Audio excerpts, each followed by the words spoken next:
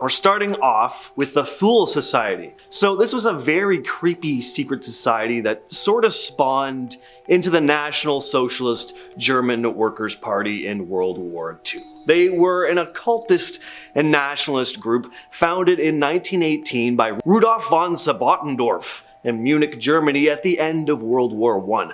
The group was named after the mythical northern land of Thule in Greek legend. There were all sorts in this group, from aristocrats to military personnel, and most of them went on to be early sympathizers of the National Socialist German Workers' Party. The Thule Society officially disbanded in 1925, but some of its members, including Heinrich Himmler and Rudolf Hess, went on to hold pretty prominent positions within Adolf's regime. The Thule Society was a big influence on the National Socialist German Workers' Party, especially when it came to the occult and the kind of pseudo-scientific elements of the movement, and a lot of the race theory ideology Adolf came to promote was found in the Thule Society early on as well. So, if you want to talk about disturbing secret societies who had a major impact on the course of history, this was certainly one of them. Next up, we have the Freemasons, which if you're from Nova Scotia or the Maritimes, you probably know like at least one. But more specifically, I want to talk today about the Freemasons of the Grand Masonic Lodge, which was created in 1717 after 4 small groups of lodges banded together. The Freemasons were a secret fraternity group of brothers who operated under rules similar to Fight Club, meaning that the first rule of the Masonic Brotherhood was that you do not talk about the Masonic Brotherhood. It was a secret society after all. There are 3 degrees of Masonry: 1, entered apprentice, 2, fellow craft, and 3, master mason. Meetings of the society were routine and ritualistic, and their meeting place contained many architectural symbols such as compasses and squares for some reason. To gain entry into the Freemasonry, you must be at least 18 years of age and have been recommended to the society by at least 3 separate current Masons. So, how have the Freemasons changed history?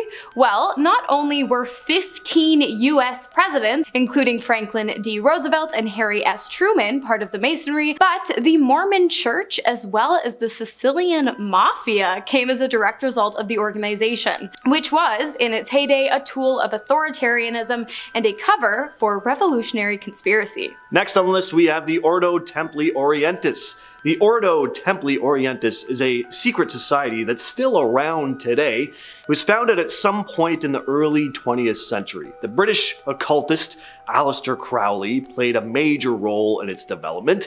The OTO was founded by an Austrian man named Karl Kellner, who studied mysticism and occult practices from all over the globe. Western occultism, theosophy, and elements of Eastern mysticism were all kind of combined here. The OTO became somewhat famous in the 20th century, attracting people who were into the stranger, mystical side of life. I really don't know anything about what these people were doing.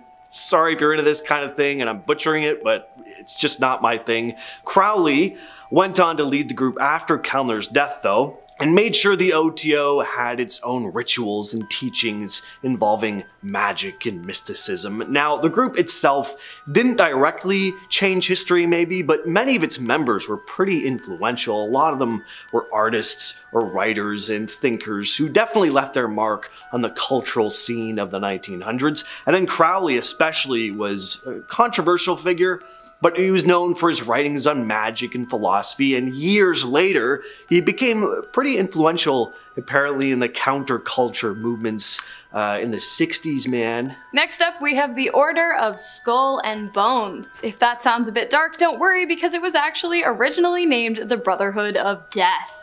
So, anyways, it was a secret society at Yale University, and it is also the oldest known student secret society in the United States. It was founded in 1832, and memberships were few and far between, offered only to an elite few, including none other than 41st and 43rd Presidents George H.W. Bush and George Just W. Bush. Funny enough, as many secret societies do, the Order of Skull and Bones actually often practiced Masonic-inspired rituals. Which ones? No clue. They're secret societies for a reason, right? What I do know, however, is that they met every Thursday and Sunday in a building that was affectionately referred to as the Tomb. And it wasn't just presidents in attendance, many of today's most powerful families were members of the society as well, including the Rockefellers, Vanderbilts, the Fords, Phelps, Pillsburys, Walkers, and Whitneys. Perhaps the most interesting theory about this secret society is that its formation led to the formation of the CIA, and that the intelligence agencies were built on the members of the group. Does the CIA deny this? Yes, but they also denied waterboarding. So next is the ominous sounding Black Hand. Kind of sounds like someone from Pirates of the Caribbean. I love how dramatic all these secret societies need to sound. They want to stay out of sight, but at the same time it's like, we gotta call ourselves the Order of the Silver Dragon or something like that. You know, you wouldn't want to join like, welcome to Captain Peter's Lucky Lads. No, we're not going to tell you what we do, it's a secret. Just doesn't sound quite as appealing. So the Black Hand was a secret military society which formed in 1901 in Serbia. So this was a group of mostly Serbian nationalists. They're probably most well known for taking out Archduke Franz Ferdinand in 1914, which ultimately triggered the outbreak of World War I. So yeah, not much of a historical impact at all. The group aimed to unite South Slavic territories, particularly those under Austro-Hungarian rule, with the Kingdom of Serbia. The death of Archduke Franz Ferdinand set off this chain reaction of events, leading to the declaration of war by Austria-Hungary against Serbia, and then of course a bunch of other European powers got involved. World War I.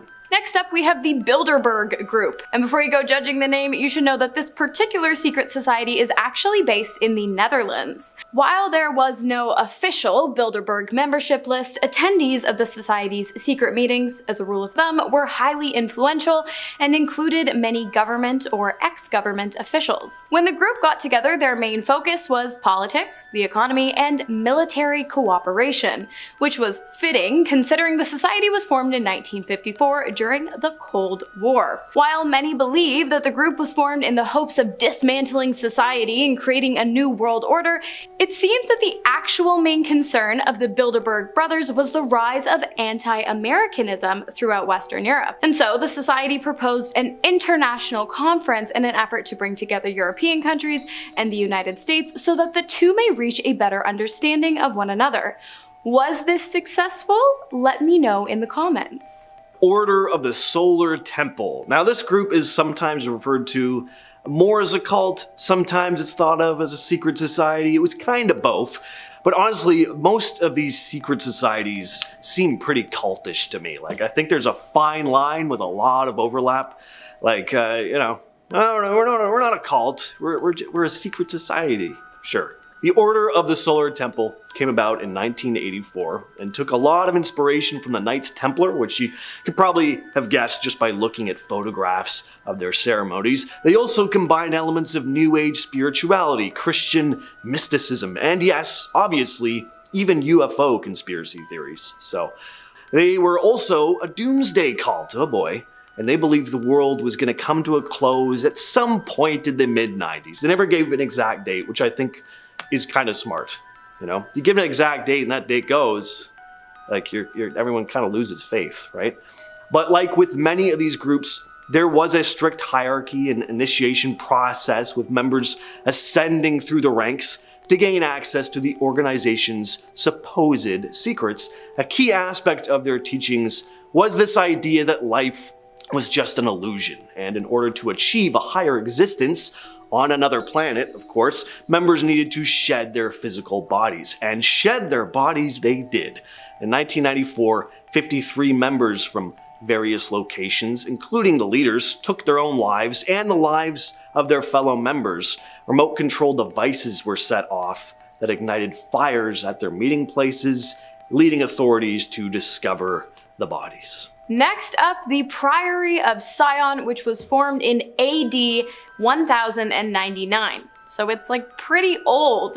In the Holy and the Holy Grail, authors describe some of the society's most illustrious members as having been none other than Isaac Newton and Leonardo da Vinci himself. The group came about in an effort to promote a new world order of peace and prosperity that would stem from a leading Holy European empire. The society was also known to have protected certain royal claimants who they believed to be the literal descendants of the Bible's Jesus, Mary Magdalene, and King David, from David and Goliath. While many people believe the group to have been a hoax, many others believe that the movement to diminish the validity of the organization was created in an attempt to protect the secrecy of the organization. In 1956, Pierre Plantard was said to have sent letters back and forth with his friends describing the organization and their hand in fabricating it. Bohemian Grove. Now, this group is about as secretive as it gets. We really don't know what the hell these fellas get up to, but secrets in the woods aren't generally pleasant. This is a group that gathers once a year at Bohemian Grove Campground in Monterey, California.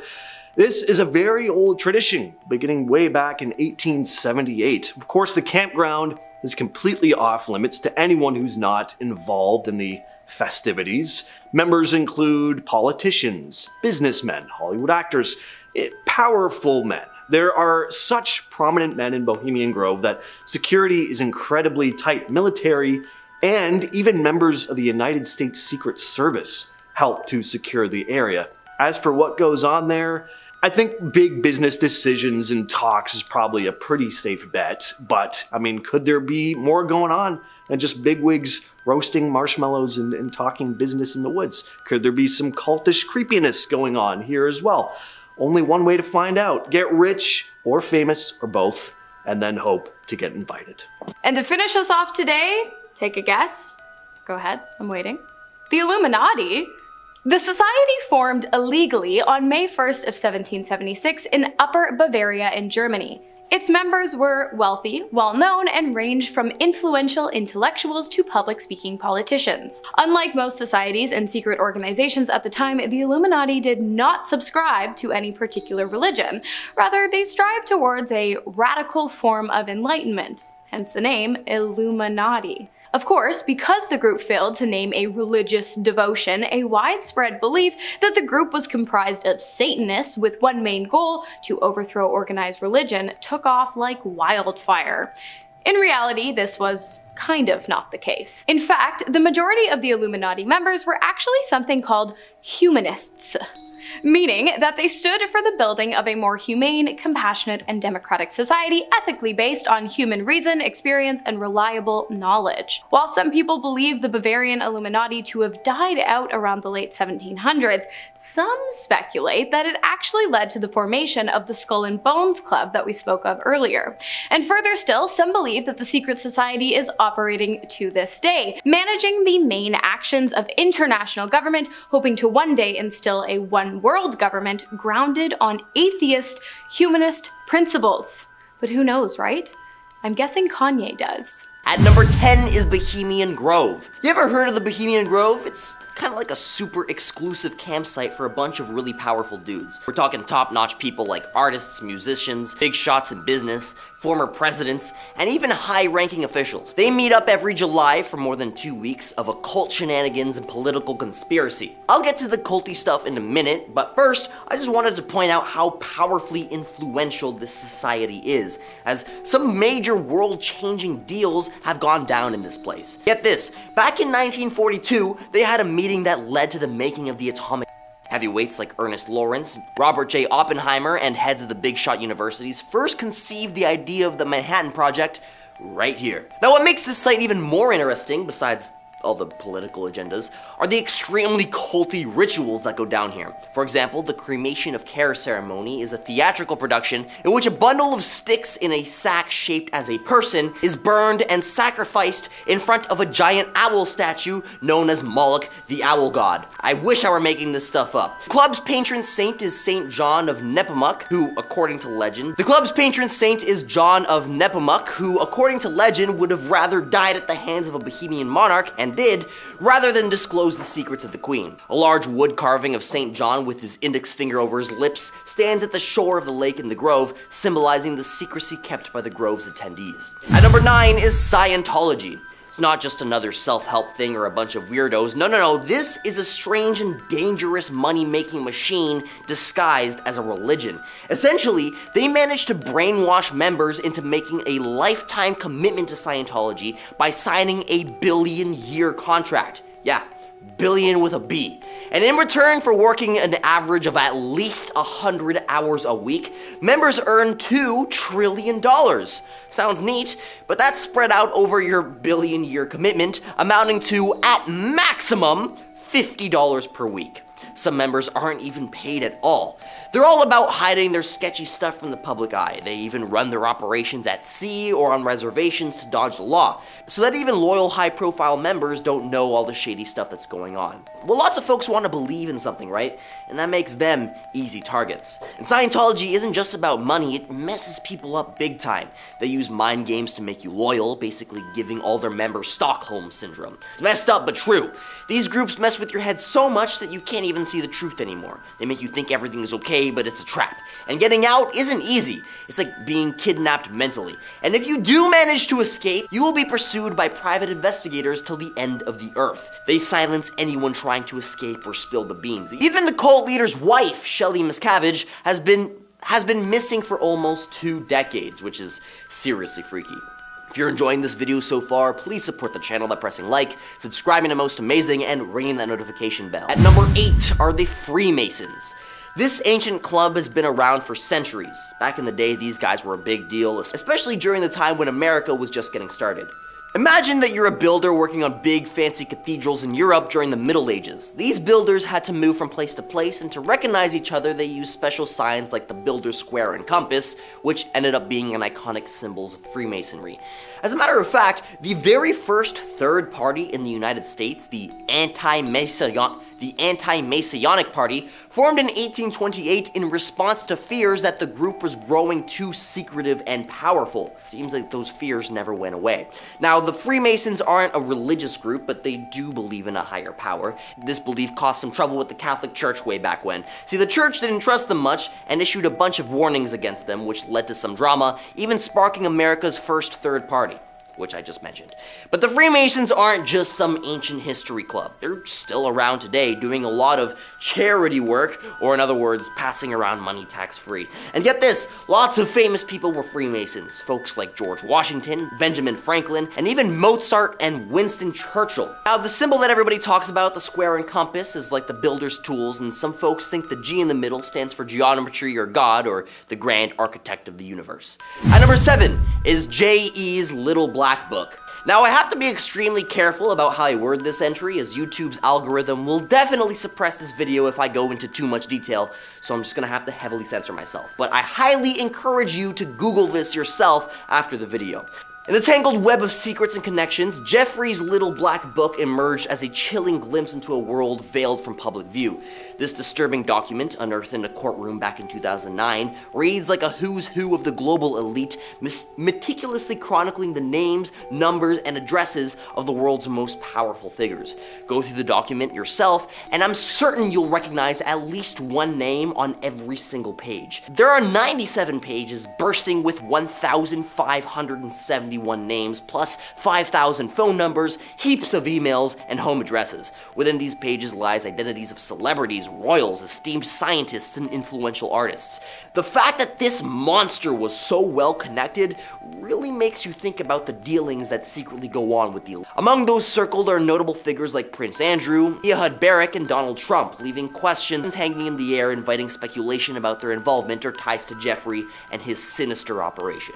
At number 5, we got the Stewards, a group formed in 1903 by people at Georgetown University who were worried about the school was forgetting its Jesuit roots. They called themselves the Society of Stewards, but this was all hush-hush until 1988 when the student newspaper spilled the beans on them. Now here's the kicker. After the big reveal, they split into 2 groups. The original gang faded out in the 90s, but its spin-off, the Second Society of Stewards, is still hanging around today. But why all the fuss? Well, these groups are said to throw their weight behind a right-wing agenda, using their cash and status to swing things their way. For example, Jack Applebaum was being pushed by the group to be the student body president until word got out that he was part of the secret society, which made his campaign nosedive. At number 4 is the Cadaver Society. Deep within Washington and Lee University hides a secret society shrouded in mystery. Established back in 1957, this crew is as mysterious as it gets. Nobody knows for sure who the members are, but rumor has it they might be mostly pre-med students. Now what's striking is their stealth, as they only convene after sunset, decked out in black capes and hoods, making identification kind of impossible. Nobody knows where they meet up. Some whisper about underground tunnels camouflaging their movements, locked doors in the science building's basement, or even a tiny door in the Laborian library. Their symbol, a skull cradled in a C, pops up all over campus, often after some cheeky pranks. Now before major games, their mark used to grace the football field. Now a turf field, it's shifted to the hilt nearby. At number 2 is the Skull and Bone Society. The super secretive group started back in 1832 at Yale University. The founders, William Huntington Russell and Alphonso Taft, made this club that's shrouded in mystery. Now what's wild is that some really big names are part of this crew. Every year, 15 seniors get picked to join the society, but here's the kicker, they gotta keep everything super hush.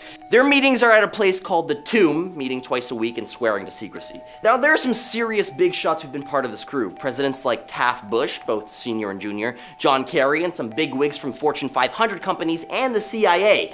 Oh, and there's this symbol that they rock, a skull with crossbones, obviously, with the number 322 beneath it, which people say might be linked to when Alexander the Great kicked the bucket. And at number 1 is the Order of Gimghoul. This mysterious society was based in the University of North Carolina, Chapel Hill. They've been around since way back in 1889, but their membership and activities are shrouded in secrecy. Legend has it that their castle headquarters was built where a guy named Peter Dromgoole met his end in 1833 after a duel over a girl. It's said that there's this rock at the castle's entrance that's said to be stained with Dromgools. Originally, they were called the Order of Dromgoole, but they changed the name to Gimghoul for a scarier vibe, I guess. They're all about chivalry and the whole King Arthur deal, but nobody really knows who's in it or how they're picked. Some wild accusations about them came up on a show called The Chris Gethard Show, claiming involvement in serious stuff, but none of these claims have ever been proven true. Coming in at number 10 is the Duk Duk. The Duk Duk is the secret society of the Thule people in Papua New Guinea. This ancient secret sect has played an important social role for centuries and continues to operate today, although with a very different focus. Members of the Duk Duk played the role of judge, jury, and executioner, though it is believed that they were possessed by spirits while performing these tasks. Now during the colonial period, efforts were made to stamp out the Duk Duk. Although this secret society still exists today, it no longer carries out its former function and serves mainly as a tourist attraction. Now one of the most notable features of the Duk Duk is the 2 types of ceremonial costumes worn by its members, both of which consist of a cone head and a leafy body. Now in order to administer justice, members of the Duk Duk would begin by dancing in their costumes. They believed that by doing so, they would be possessed by the spirits of their ancestors. After the dance, shamans would confirm that the dancers were indeed possessed, and the secret society would travel across the island to execute the sentences proclaimed by the chiefs. Now these sentences sometimes involved the death of the wrongdoer. Nevertheless, as the executioner was in theory possessed, he was not responsible for his actions and need not feel guilty for ending the life of another person. Number 9. The Leopard Society. The Leopard Society thrived mainly in West African nations such as Nigeria and Sierra Leone. Members of this group engaged in ritual human sacrifice and eating people. Dressing up in leopard skin and armed with sharp metal claws and teeth, a member would ambush and maul a victim to death. Afterward, the leper man collected the victim's blood and used it to make a potion that he believed would give him supernatural powers. Now following a series of deaths after World War I, colonial authorities in Sierra Leone and Nigeria wrongly thought that they had successfully suppressed the cult. The Leopard Society then popped up again after the Second World War, ending the lives of more than 40 people. Locals refused to provide any information about the cult because they were scared of the leopard men's. Now only after authorities managed to end the life of a member in 1948 did several witnesses express their willingness to help. That breakthrough allowed authorities to find the cult's hideout, imprison 34 members, and hang another 39. 1889. To spread the word that the members were just human, the authorities allowed several local chiefs to view the executions. Number 8. The Bald Knobbers. This secret vigilante group sprang up in response to the rampant crime and lawlessness that plagued southwest Missouri after the Civil War. Led by their founder, a veteran named Nat Kinney, the Bald Knobbers of the Taney Count, so called because they held secret meetings up above bare mountaintops, proceeded to take the law into their own hands. Wearing their coats backwards and sporting odd horn masks, the Bald Knobbers employed such heavy-handed tactics as whipping, beating, and even ending the lives of suspected criminals. Now, eventually some Bald Knobbers went corrupt and began to use their membership to protect their own criminal activities. Now, the group's notoriety peaked in 1887 when they ended the lives of 2 critics and injured their families. Authorities arrested 20 members and executed 4 others. A year later, Kinney, who had already left the group before the shootings, had his life ended by an opponent of the organization. Now, although minor conflicts continued after that, the Bald Knobbers had effectively reached their end by 1889. Number 5. Ashoka's 9 Unknown Men. Now, this is India's only recorded secret society, and some believe that this was the most powerful society in the world, especially because there were only 9 members in it. King Ashoka of the Maurya dynasty in 270 BC,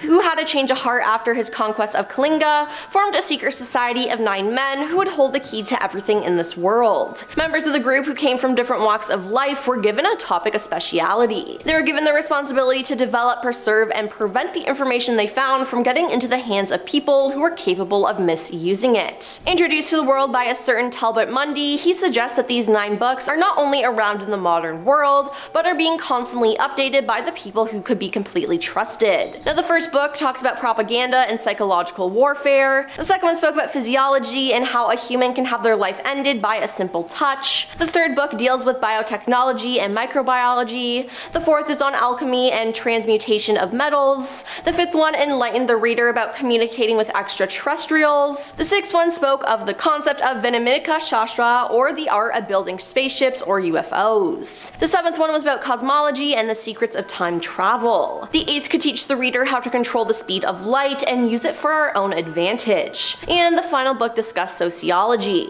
It would speak of the evolution of humans, evolution of societies, including their downfall. Now, as you can assume, it is important that these books do not fall into the wrong hands. Number 4. The Hellfire Club. The Hellfire Club in Dublin was built as a hunting lodge where Dublin elites used to gather in the 1700s. Now, the secrecy surrounding the group led to speculation that its members were Satanists and devil worshippers. Now, the president was named the King of Hell and dressed like Satan with horns, wings, and hooves. The members were also said to set a place at each meeting for the devil in hopes that he'd attend. Now, there have been numerous stories about black masses, animals, and even human sacrifice rituals happening at the Hellfire Club. The best known Hellfire Club story is one in which the devil himself appears. According to legend, a stranger joined the club members at a game of cards. Then when one of the players dropped a card on the floor, he bent down to retrieve it and saw that the stranger had cloven hooves instead of feet. Another popular tale concerns a young farmer who was curious to find out what went on at the club's secretive meetings. He was sneaking around and was invited in by the members and allowed to witness the night's activities. The young man was then found the next morning trembling and terrified, and tradition says he spent the rest of his life unable to speak, unable to even remember his name. Number 3. The Order of 9 Angels. Established in the 60s but getting its public recognition in the 90s, the Order of 9 Angels claimed to be followers of Satanism and came to the attention of the world thanks to their anti-Semitic ideologies and activism. They believe in human sacrifice to eliminate weakness and basically claim they want to conquer the common people. The members see it as a very individual pursuit of excellence by studying what Satan has to offer. Now, according to a recent survey, this group has more female supporters than either the Church of Satan or the Temple of Set, more older supporters, more supporters who came from a better socio-economic background. Number 2. The Secte Rouge. According to Zora Neale Hurston, an African-American author who traveled to Haiti in the 1930s, the Secte Rouge was a secret society that practiced a ritual where they ate other humans and grave robbing. Although she had no first-hand experience with the society, she had 3 indirect encounters with the cult. The first occurred in 1936 when Zora heard an odd beating of drums late one evening. She wanted to go out to investigate, but her house girl warned her to stay inside, or else they'd risk the cult's wrath. The second time happened when she questioned a man burning rubber tires near her house. The man explained that the tire smoke was to deter the cult members from abducting his son. Finally, she saw military men on a secret operation to suppress an unknown group in a remote area of the island. All this, plus accounts from locals who swore of the group's existence, painted the portrait of a terrifying group that met at night in ceremony and engaged in gruesome rituals, including ambushing travelers for human sacrifices. And coming at number 1 is the Skoptsy. The Skoptsy of Russia is a very strange group. They castrated themselves in belief that it would lead to salvation. Founded in the mid-18th century by 2 peasants, the Skoptsys believed that genitals and breasts appeared only after Adam and Eve ate the forbidden fruit. Consequently, these organs must be removed to live a perfect life. Now, shortly after the group's founding, authorities arrested the 2 leaders and exiled them to Siberia. One of the leaders managed to escape and traveled to St. Petersburg, where he titled himself the Messiah and claimed to be the reincarnation of Tsar Peter III. His preaching attracted many followers, and it also attracted renewed attention from the authorities, who arrested him repeatedly and finally locked him up in a monastery for good. His incarceration and subsequent death did nothing to dampen the sect's growth. At its height, the Skoptsy were believed to number more than 100,000 people and include members of the Russian elite. Now, following the Communist Revolution, the sect's numbers drastically declined, and today it is estimated that there are just over 100 left, most located in the sect's birthplace. Number 8. The Hermetic Order of the Golden Dawn. The Hermetic Order of the Golden Dawn was devoted to practicing the occult, metaphysics, and paranormal activities during the 19th and 20th centuries. It borrowed from occult traditions like tarot, astrology, and Enochian magic to create magic systems still in use today. The society was based on hierarchy and initiation similar to the Masonic lodges. The first order involved learning historic philosophy and improving personal development through the study of astrology, tarot divination, and geomancy, one of the 7 forbidden arts, and Renaissance magic. The second order taught magic, including astral travel, and the third order involves secret chiefs who direct the lower 2 orders by spirit communication. Number 7. The Molly Maguires. Ireland has a long list of secret societies, but the Molly Maguires originally emerged in Ireland in the 1840s, where they lashed out at landowners who treated their tenants unfairly. The group members were known for hiding their identities by wearing women's clothing and smudging their faces with burnt cork. Now, decades later, an American offshoot in Pennsylvania was composed mostly of Irish Catholic miners who were exploited by mining companies, partly to protest awful working conditions and predatory employment practices, and partly to resist being drafted into the Union Army during the Civil War. The American Mollies allegedly struck out at their employers, assassinating 24 foremen and supervisors throughout the 1860s and 70s. But it was their labor organizing activity that ultimately proved their downfall. When their efforts threatened the profits of the Reading Railroad, the company's president sent a detective to infiltrate the group. After a 2.5-year investigation, that same railroad president served as chief prosecutor in a series of trials that sent 20 men to the gallows. According to historian Kevin Kenny, the trials were outrageously unfair. Most of the prosecutors were railroad or mining company employees, there were no Irish Catholics on the jury, and evidence presented by the detective was suspect at best. But eventually, John J. Coe, the alleged king of the Mollies, finally received a full pardon from Pennsylvania's governor 101 years after he was hanged in December 1878. Number 6.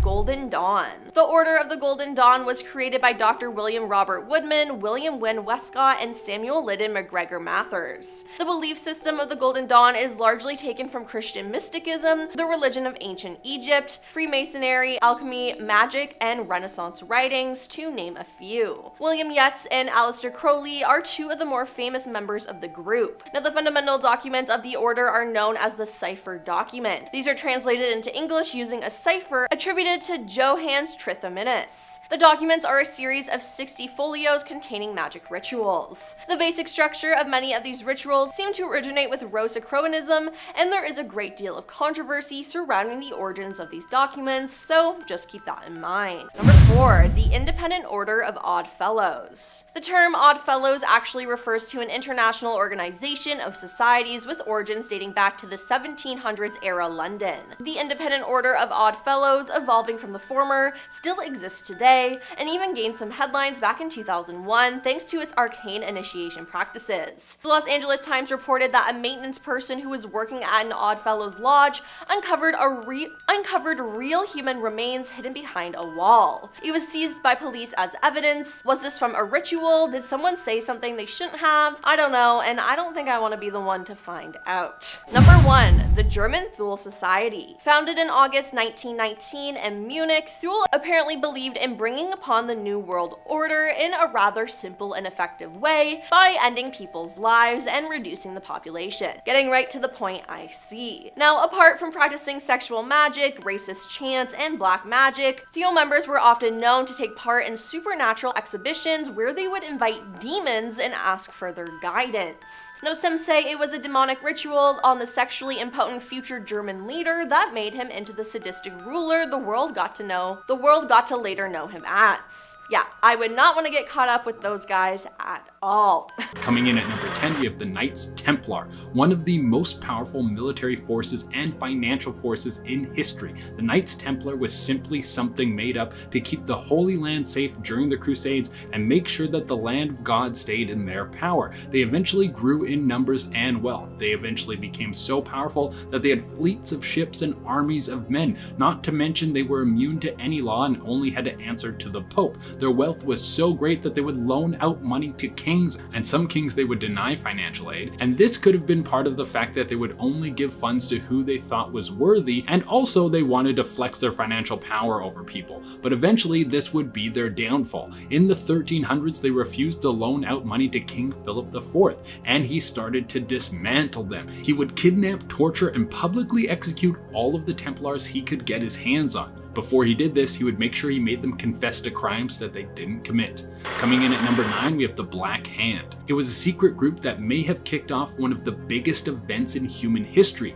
They were structured back at the beginning of the 20th century. They had one goal. They wanted to see all the Slavic countries stop fighting and come together as a force. This is bold but not crazy. This is what Genghis Khan did to make the greatest conquering fleet the world has ever seen. This organization was created by a group of Serbian rebels that were tired of the encroaching influence of Western Europe. They had a plan to create turmoil through assassinations, and were they ever good at it? They were able to attack royal Slavic families, and for those of you who aren't familiar with what they have done, they were behind the murder of Archduke Franz Ferdinand, which sparked the start of World War II. Coming in at number 8, the Grand Orange Lodge. Now, not all secret societies are evil. A lot of them were just made as safe havens for people from different classes, religions, or creeds to get together and discuss their thoughts without being prosecuted by the outside world. The Grand Orange Lodge was made up by Protestants in Ireland for Protestants in Ireland. They could all congregate and not worry about being chased down for having a slightly different Christian view. Now, the reason that this is on a list of scary things is because eventually they were found out, and the local newspaper was actually a supporter of their gatherings, and the head of the newspaper, as well as many members of the club, were secretly arrested. This also led to the outlawing of secret societies in Scotland. In the end, the lesson here is that the men will try to come down on you no matter how peaceful you are. Coming in at number 7 is the Quill and Dagger Society.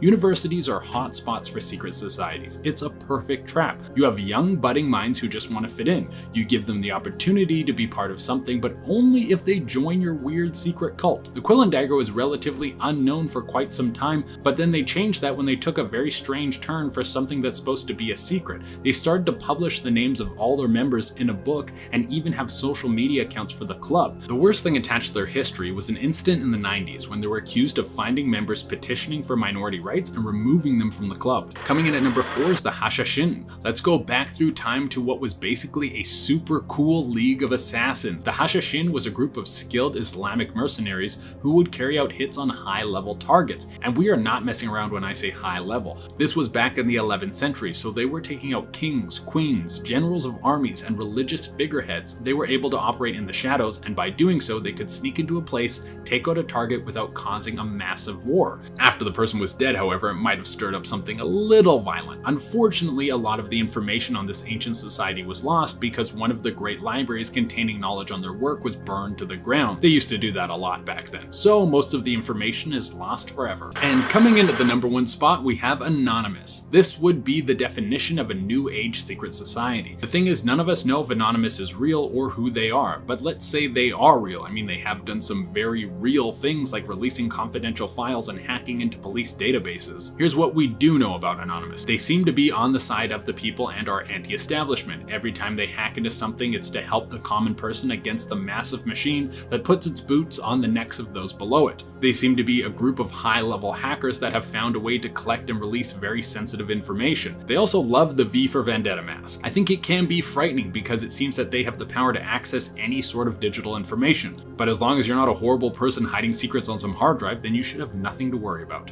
Alright everyone, that has been our list, and as promised, I'm going to be doing some more pet shoutouts. Remember, if you want me to shout out your pet, you can hit me up on Instagram. I pick new pets every day, so if you don't get picked one day, you can message back another day. If it takes me a little while to get back to you, I am very sorry, but a lot of these do. And without taking any longer, let's shout out some pets. First up, we have the super cute Poochie Bella, who's having a very nice nap. Then we have the cute cat Toner, who looks like he's chilling and watching TV. After that, we got Mystery, who looks like a very talented artist. Next, we have Caramel, who looks like the best cute boy of all time. And to close it out, we have this amazing guinea pig, RJ.